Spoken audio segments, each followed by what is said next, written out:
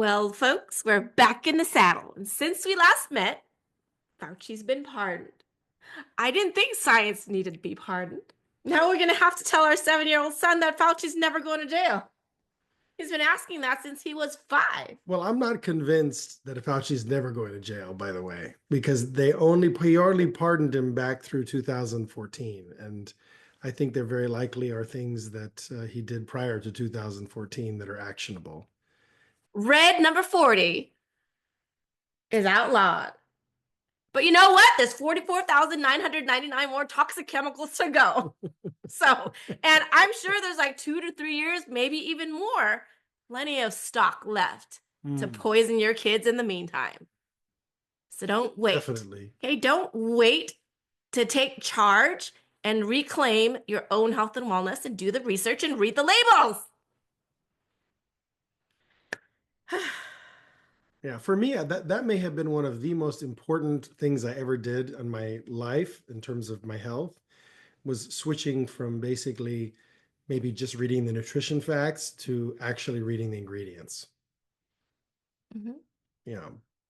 Yeah. Oh, you know what else has happened since we last met? RFK Jr. is one step closer to HHS secretary. You're here. Yes. Lots more ayes than nays.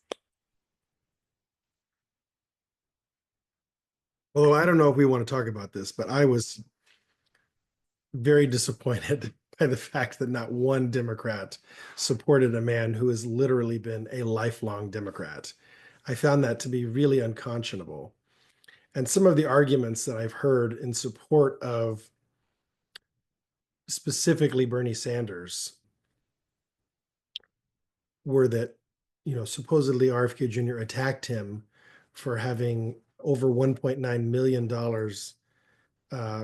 received in, I believe it was in a 1-year period from pharma employees, as if, and this was widely lambasted as like, oh, I can't believe he would attack Bernie for, taking money from pharma workers. These are workers. I'm like, okay, so first of all, are you implying that the workers in an industry do not have a vested interest in that industry sticking around and being successful? Because I certainly would never think that.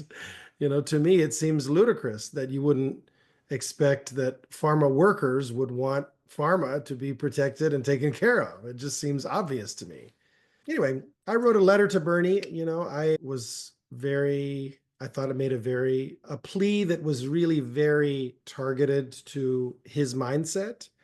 And, I'm not embarrassed to say that I gave a lot of money to Bernie over the years, a lot for me anyway, maybe not a lot for everyone, and I was so disappointed. I regretted ever giving him a dime. I was like, you are a faker, bud. I got one last thing to say about Bernie. Go ahead. Do you support those onesies? We support those onesies, just in case anybody was wondering. Absolutely, yes, is my answer, right? Absolutely. Yeah. Hands down. And yes. No vaccines, no problems. Yeah. No, absolutely. And to me, look, and we obviously need to kind of have more episodes where we kind of develop these ideas some more. But my view is that any true progressive medicine is going to be a medicine that is fundamentally of the people, and of the people medicine is not going to be a corporate medicine. It's not going to be a big pharma medicine. It's not going to be a big hospital medicine. It's going to be medicine, that you put in your mouth every day because it's coming from the land. It's coming from, maybe herbs you're growing in your backyard. Literally, it's medicine that is available to us through nature. And so to simply say, well, that's obviously false, to me, puts you on the side of the bad guys. Not that they're bad guys, because obviously the individuals there's a lot of people in the conventional medical system that feel stuck there and feel sort of constrained by the nature of the system to practice in a certain way. And they'd love to be able to, prescribe and recommend nutraceuticals, natural medicines, botanical herbal medicines, if that was sort of available inside the system as an option, but it's not. So they're sort of stuck with, well, let me try to prescribe you sort of the least noxious drug that I can, given the constraints of the system. So I have a lot of empathy. We have friends that are conventional medical doctors, but I would just say that it's a tough position that they're in, especially the ones that are working in hospitals and working as part of that system, trying to do their best by patients. I'm not questioning that. I would just say that it's Or there's that MD that we do know that launched his own practice.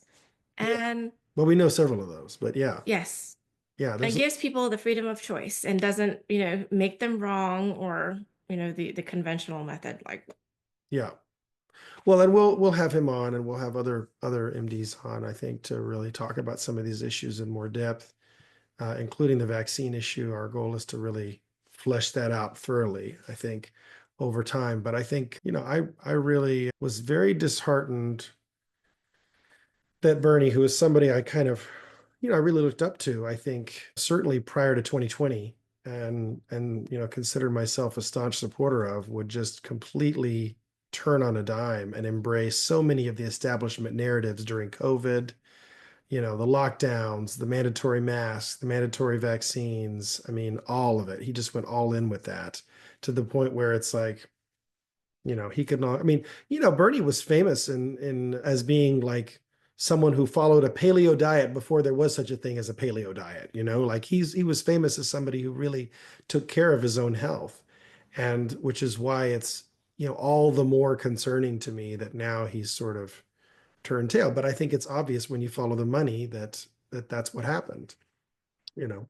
And I also think that there's sort of like an embrace of the establishment that's gone on in his personal career. He likes to basically pretend that he's this anti-establishment figure, but then when the push comes to shove, when rubber meets the road, he bends the knee. He absolutely goes along and falls in line with the establishment, doesn't really fight, just, even though he knows that they rob him every time of the victory, he just, kowtows, bends the knee, and supports and endorses the establishment candidate, which, to me, a real progressive fighter would probably say, you know what, I'm not going to endorse you because I don't actually think you're the best thing for this country. And I think any establishment candidate is bad for this country. And so I'm just going to not endorse anybody this time, maybe. So to me, when I look back on that, and politics is something that we're committed to addressing on this channel that we've not talked about as much yet, but I think there's a tremendous, the nature of naturopathic medicine, integrative holistic natural medicine, is that it's fundamentally political, not necessarily partisan. But what's really upsetting and concerning to me is how it was made a partisan issue over the last 4 years. And for the first time in the history of our country, as far as I know, it was made a partisan issue, because it used to be, prior to COVID, prior to really 2016, that you saw kind of an even distribution of about 15% on the left, 15% on the right, of people who were skeptical about vaccines and supported natural health and all that kind of thing.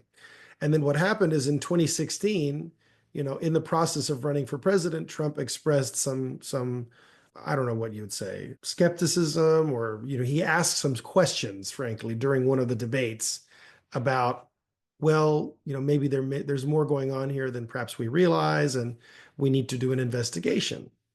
And that, I think, immediately, corporate media jumped on that and said, oh, okay, see, Trump is an anti-vaxxer. And so then it was like, okay, anybody who didn't want to be associated with Trump immediately just said, well, I support vaccines, because it was almost like this groupthink then emerged out of this polarization that was created. It was manufactured, in my view, by corporate media. And, I mean, it's fascinating to see how medicine has now become this political issue, where if you have any sympathy at all toward the integrative holistic medical world, if you have any skepticism about vaccines, if you have any skepticism about the COVID narrative, you are no longer welcome on any portion of the left in this country. And, we've experienced that and gone through that. And it's been kind of a journey and a wake up call. And I'm sure we'll talk more about it, but I don't know if that's what you had planned for today. No. Okay. Speaking of bad guys, just a little look into our family life. Our 3-year-old recently asked his daddy, Daddy, what's your favorite bad guy song? Hmm. Well, he's obsessed with Green Goblin from Spidey and His Amazing Friends, which is this, like cartoon Spidey for little kids. And there's this song that Gobby sings called Green Gobby Party. And it's like kind of a bad guy song. And it's fun. And he and I have been singing it. And we had a Super Dad's Day, which at his school is where we go. And I play with him at school for about half an hour. And then we take him home for the rest of the day. And I took him out to eat and we had a nice time together and went and got freezed at Press Juicery, which is, for those who don't know, we're not sponsored by them. We probably should be, but it's a all natural, paleo, vegan, soft serve essentially. And they have a lot of, different berries and almond butter and, you know, dark chocolate chips and a lot of, healthier toppings. And it's basically the only ice cream place we go to, which it's not even an ice cream place. But so we went there and he loves that. We get an acai bowl and share it. We had a lovely time, but then he did ask me about, what is your bad guy song? Because he gets that, for example, I've showed him some of the fact that Spider-Man gets older, he's not doesn't stay a kid forever, and there's, more adult type Spider-Man content out there. So he's aware of that. And he calls it my Spidey. He says, Daddy, that's Daddy's Spidey. So I said, okay, fine. So he says, Daddy, what's your bad guy song? So I said, well, I thought for a minute. I said, the closest thing I can think of would be the song Confrontation from the Broadway musical Jekyll and Hyde, which is a very passionate song where, Dr. Jekyll and Mr. Hyde are basically in a conversation or confrontation with each other. And, the actor singer has to basically switch back and forth from being Jekyll and Hyde. And for those who have seen it, you'll know exactly what I'm talking about. And those who haven't seen it, you should look it up and go listen to it because it's a fantastic song. And although the David Hasselhoff version is not my favorite, He but loves but that but he's version. but he's very but I mean I will say it's the only one that you can get on the internet on YouTube, and so you get a sense of it. But the actual original Broadway recording is my favorite in terms of the musicality and the lyrics and all the rest. I think it's superior for sure. But Hasselhoff does a good job of conveying the acting portion of it, which is not available for the original Broadway recording on the internet that I have found. Anyway, I just needed to provide a little context because people were going to be like, Jekyll and Hyde, 3-year-old? What? You're exposing your 3-year-old? But there was those old Bugs Bunny cartoons with the, where he had the Jekyll and Hyde and was dealing with all that. And so we've kept it at that level. There's a really cute little Arthur music skit as well that he does a Jekyll and Hyde kind of thing. So, Oh, you don't have to but sugarcoat it. Jekyll and Hyde, Loves. Jekyll and Hyde is an exploration fundamentally Yes. of the human nature, right? The fact that we have a light side and a dark side, and Thank you. our Yes. relationship between those two things. And that's something that even a 3-year-old can appreciate because a 3-year-old is often, indulging his, we would say stinkery side. We wouldn't call it a dark side in a 3-year-old, but, getting into trouble, using up all my tape. I mean, call him Mr. Tape is his bad guy name because he's constantly getting into our tape and wasting it. I call wasting it. He's using it for his projects, right? He's got to tape up all of his action figures and stick them on the wall. And it's like, I got Gavi. I'm like, all right, good, Mr. So Tape. he's light side, dark side. And my point in sharing this We is all that are. it's so apropos for the times, right? This Jekyll and Hyde that we're all dealing with. And I think with each either micro choice or micro decision, or each one that leads up to, okay, where are you leaning? You're leaning more towards your Hyde complex or your Dr. Jekyll. And so that's a question where, it's very unique for each person. Say more about that. Like, give me an on the court example. You kept Okay. saying micro so many times. I wanted to make a joke about microaggressions, and the time slipped, and there's anyway, whatever. Go ahead. Okay. Well, do you remember that Dr. Jordan Peterson episode where where he had a guest on and they were discussing, with each action or decision, and I'm using the word decision to refer to like the Mr. Hyde road because the word decide, the Latin root for genocide and pesticide is to kill off. So with each decision that you make, let me pose a hypothetical, okay? Dr. Fauci, how many decisions did he have? Dr. Fauchless. Maybe That's what we call him at this house. Bernie Sanders, okay? How many decisions did they have to I don't make? know if I would necessarily put those two in quite the same category, but I mean, with Dr. Fauchless, you have to me an individual that is worse than Dr. Mengele. And Tony, I mean, I used to have great respect for the man. It's so sad. It's so Well, unfortunate. there are other powers in play And Bernie too, Sanders but to me whatever. is just like a typical bought and paid for politician at this point. Like I don't have any more animus towards him as I do than I do Lindsey Graham. It's just to me that you're bought and paid for. Okay, you know. Yeah, so what I'm saying is that how many decisions did he have to make to get to this point where it felt he felt disconnected enough Mm, about what was happening over there. right. All the people being all the people dying, all the people being injured, Are we because talking about Fauci or are we we're talking talking about about Fauci. okay, because I was still with Bernie. Because to me, I can get there. I'm following you when it comes to Bernie, Hmm. because I get that there was like a chain of decisions and he made some bad ones at some point. Hmm. But to me, when I think of Fauci, I just think of basically someone who is probably a psychopath, baby. Like, I don't think he really has a sense of right and wrong, or if it is, it's like it's intellectual. Like, it's like, oh, I know this concept of right and wrong, but I don't actually. So I don't know if you've heard of Dr. Peterson talk about psychopathy and sociopathy and how there is like 1 to 3% of the population that basically don't have the ability to distinguish inherently. They don't have that conscience that's like, oh, this is right, this is wrong. They have to learn from social cues and like, oh, I shouldn't do that because if I do, I'm going to get my hand slapped, right? And the problem is, as a society, we've been letting Tony Fauci get away with literal murder for the last, I mean, I probably shouldn't say literal murder on the podcast, but like, the I would say secondary murder, right? Like killing people through his actions, not directly, right? It's not literal murder in the sense it's not like directly murdering them, but it's like the end result of his actions is these people are dying, and if he had not acted the way he acted, they wouldn't have died.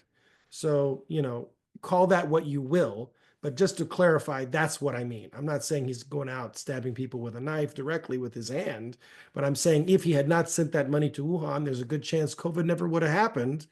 And if that would have been the case, then obviously millions of people would be alive today that aren't. So, to me, and then if you go back and you look at the HIV thing and the way that he basically, protected pharma's profits during the HIV, debacle as well, it's like this begins to form a pattern. And, RFK Jr. has written an entire book on this, which is The Real Anthony Fauci. And I think that he lays it all out, and he doesn't attribute any sort of motive or what's going on between Fauci's ears. I'm doing that. I just want to take responsibility for that. I'm the one saying that, I think that this guy is probably a psychopath.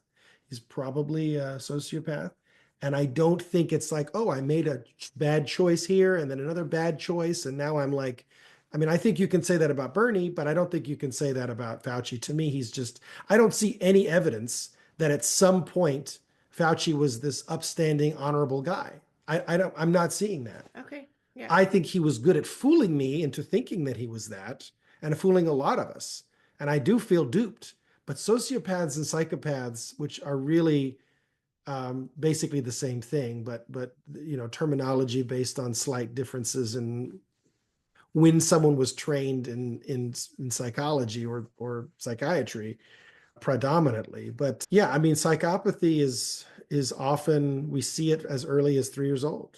And, I can't say for sure because I wasn't around when Tony Fauci was 3 years old, but I look at his actions over the course of his career, and I don't see somebody who made poor choices. I see somebody who was who came into it corrupted and brought his corruption with him. I think it's a fundamentally different thing. Okay. But if you I disagree, no, please I disagree. actually agree. Okay. I agree. So we're talking about the Bernie Sanders out there. I'm talking about the Bernie Sanders out there. Sure. Yeah. That you're Or, if we want presented. an example from the Republican Party, we could talk about Bill Cassidy, who's the head of the Health and Human Services Committee. He's an MD.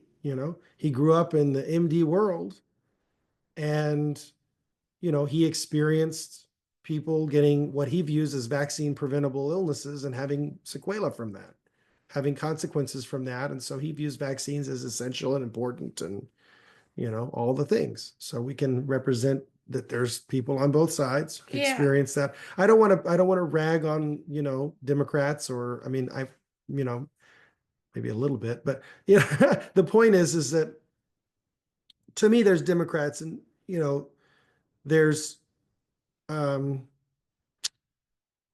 where to go with this. I mean, look, I think I just need to be straight about the fact I've been a registered Democrat for 24 years. But the problem is that the Democrat Party has lost its way.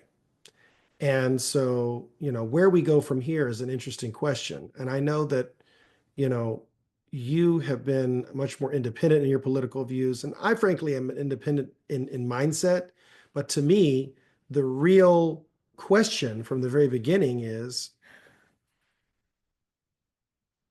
always been primaries. That's the real election.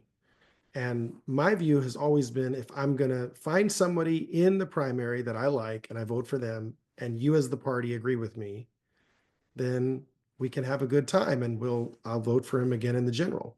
That's happened only one time with Obama. And I felt duped by that guy too. So, I've had 24 years of getting duped by the Democratic Party, and I'm done with that.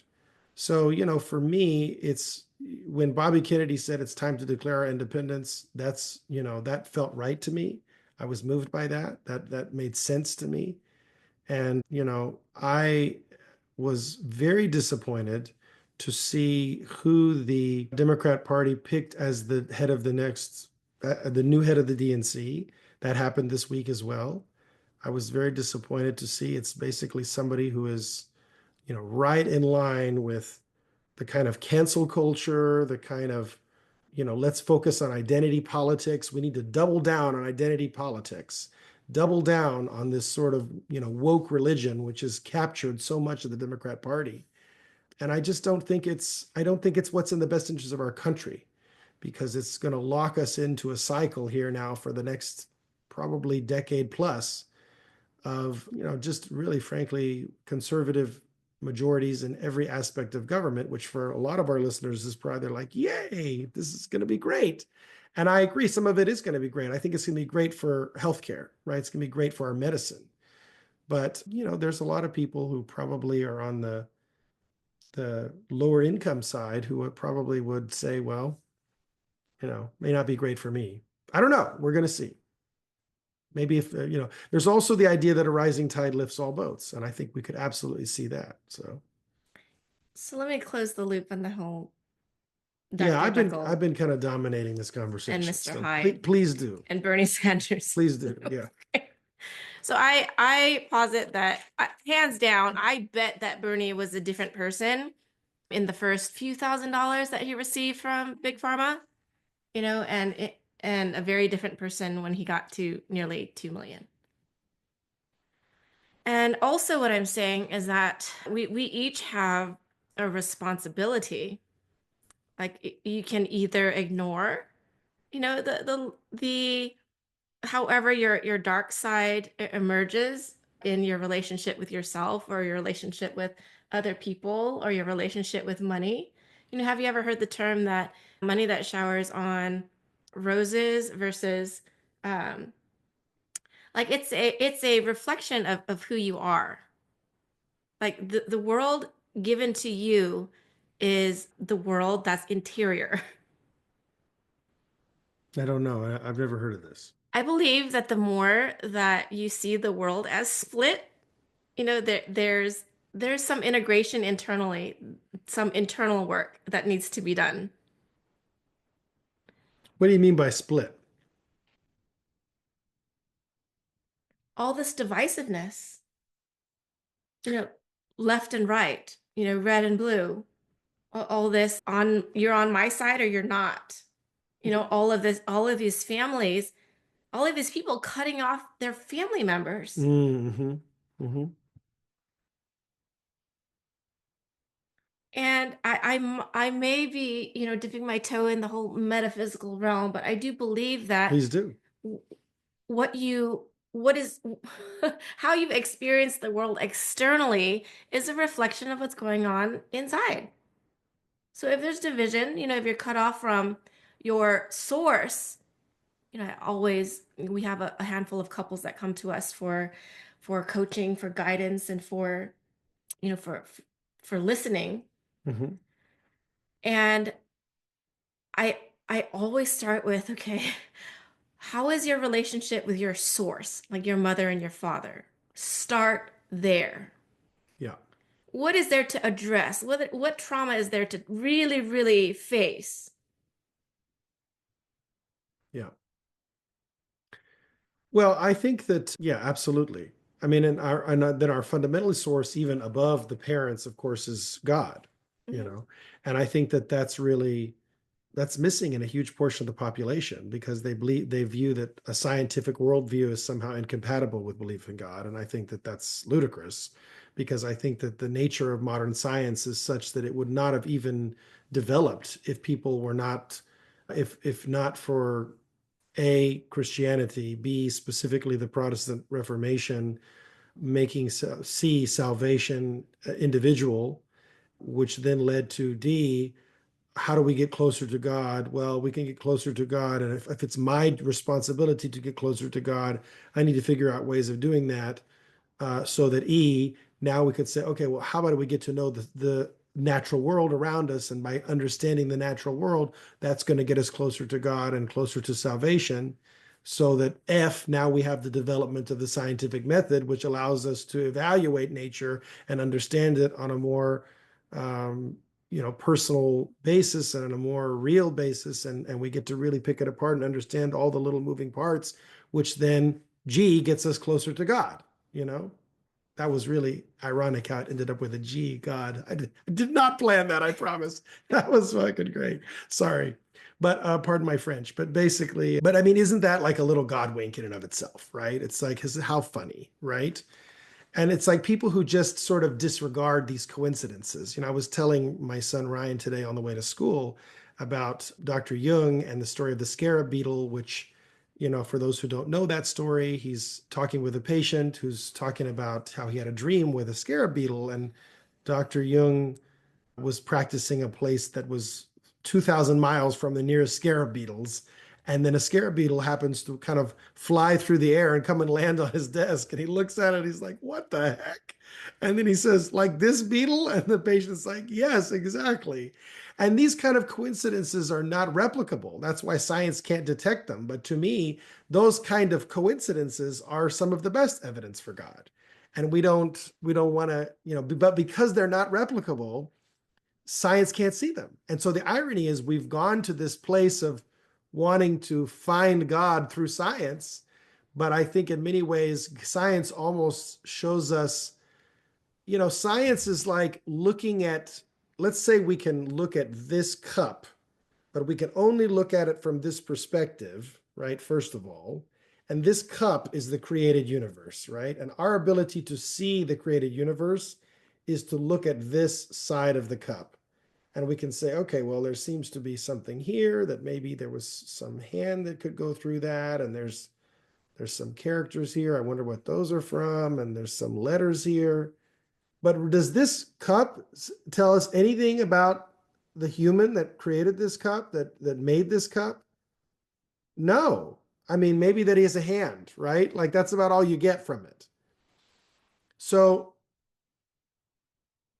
You maybe you look at the little characters and you can see a little more. So maybe this isn't, but pretend it's a white cup, right? Pretend like there's no little pictures on it.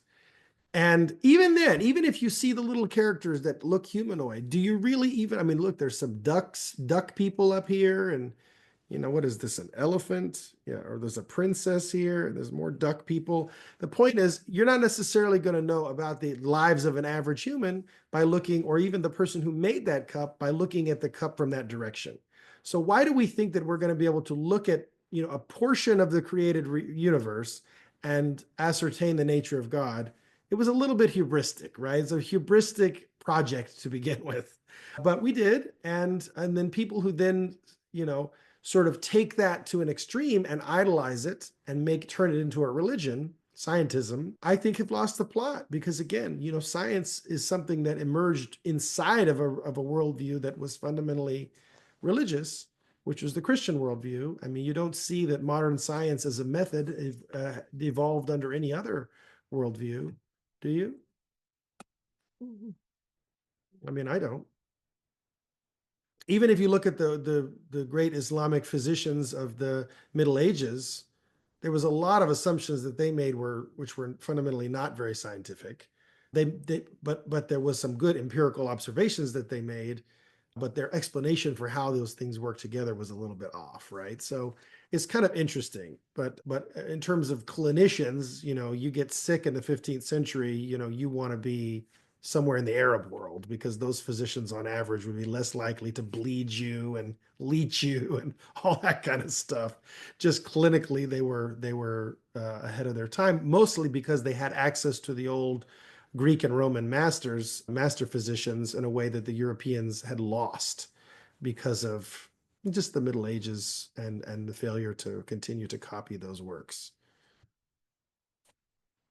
Anything else about that topic? I know we kind of Did what I say make no, sense? you were talking about the spiritual division, and I was going to ask you about that. Don't you think some of that is manufactured? I mean, don't you think that a lot of this division is like top down? They're just trying to keep people at each other's throats, keep people divided. Yes and yes, but it's easy to do that more so to people who are impressionable and haven't really done that work. Mm, Those people are much easier to control and to tell things and tell until they're told, until there's no critical thinking left. mm. Yeah, So that makes sense. let me make sure I got that. Yeah, So you're saying that basically, if you've not sort of gotten complete with your parents, you yeah, don't have a relationship with God, yeah. it's easier, you're more susceptible to the kind of external programming that you might Absolutely. experience You that is take on telling what you, feels good and you get reactive because you don't really know why. You're just taking something externally on. And so you're parroting it and you're saying it. You know,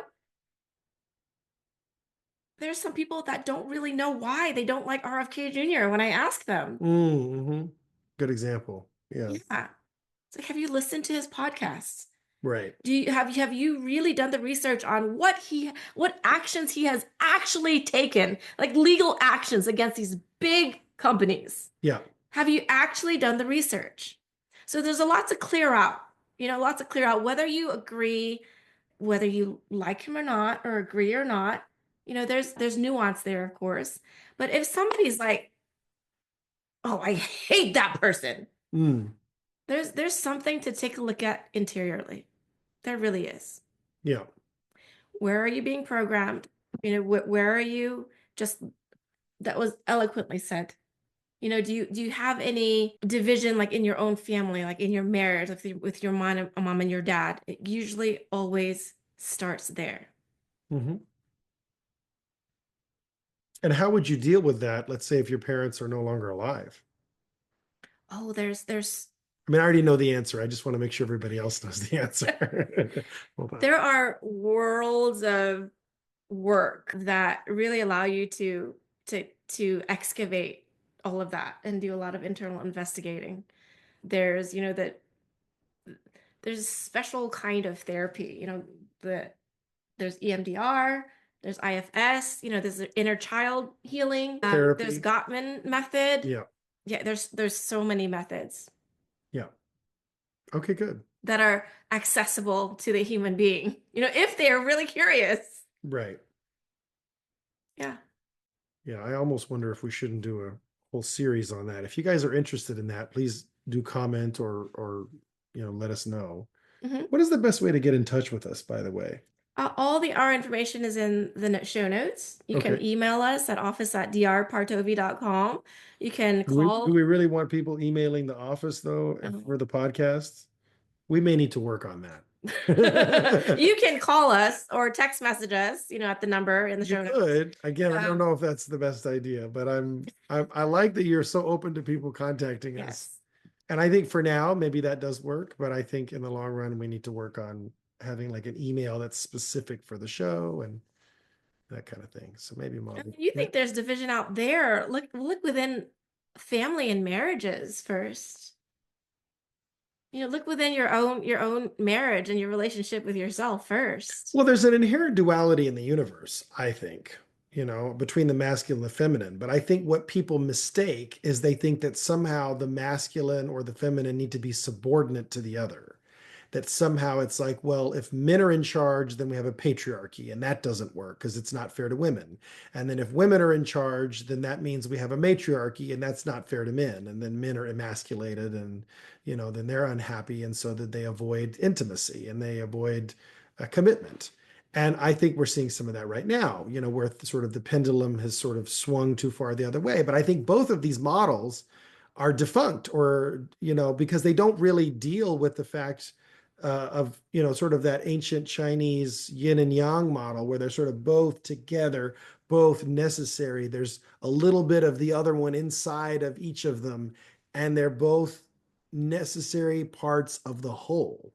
To me, that model for the universe in terms of the masculine, the feminine, and how that duality plays out is best encapsulated in that. I haven't really, Jordan Peterson talks about how the God of the Bible is very much reflective of that same duality where you have the feminine love, which is the love of Jesus Christ, actually, where everyone is that wants it is saved. Everyone that wants it is welcome. There's that nurturing, bring the children to me kind of love that he represents.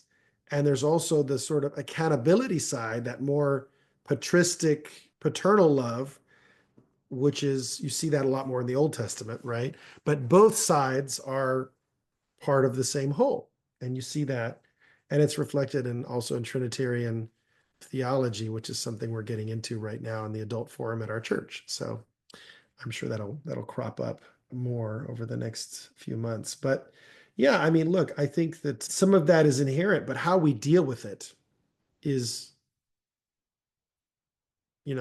can differ, can vary considerably, wouldn't you say? Yeah, Absolutely. if you see it as like a war and one side has to win, or dominate the other one, right?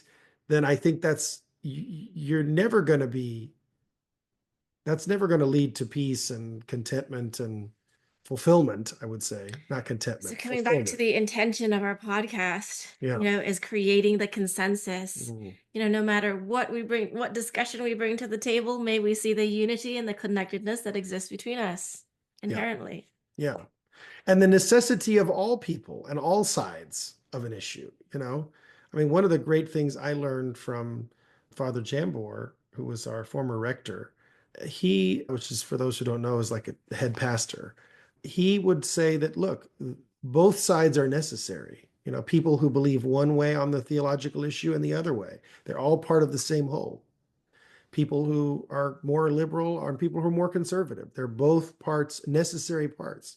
Without the liberals, you never get any progress. Without the conservatives, you sometimes give up things that are actually core, essential parts of civilization. And so, unremittent progress ultimately becomes circular. You end up with stuff that's regressive, which we've seen that in our society right now, where some of the ultra, where you get stuff like Queers for Palestine, right? It just doesn't make any sense, because if you know how LGBT people are treated in Palestine, it's it's very much, well, it's illegal, right? So it's you get these sort of ridiculous ideas where, forced gender transition is the capital, world capital for that is Tehran, Iran, because they don't allow LGBT people there. So everybody's a T, right? And that's what a lot of people are wanting to do in this country. And they're seeing it as progress. Well, that's not progress, that's regression. Progress is everybody is, perfect the way they are. They're born, whole perfect to complete the way God made them to be.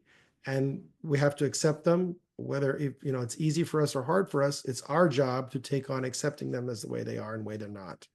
And that to me is true progress. But if we keep going with that, we end up back at this sort of regressive place where it's like you don't fit into the stereotypes, therefore you must be forcibly changed. So I think that is, all inside of this conversation about duality and the importance of making sure that we as human beings respect that interplay. And if you have, I was talking about unremittent progressivism, but if you have unremittent conservatism, if new things change, we have new circumstances that develop, we can't pivot and deal with them. If there's only a conservative, we have to keep everything the same. Nothing can change, down with the changers, in the imitable words of King Friday the 13th, down with the changers. Well, if that's your mentality and that's all you have to play with, you don't have any ability to adapt to new circumstances. And so that's why both sides are necessary. You need to have that duality. Oneness and not sameness. Exactly. Yeah, beautiful.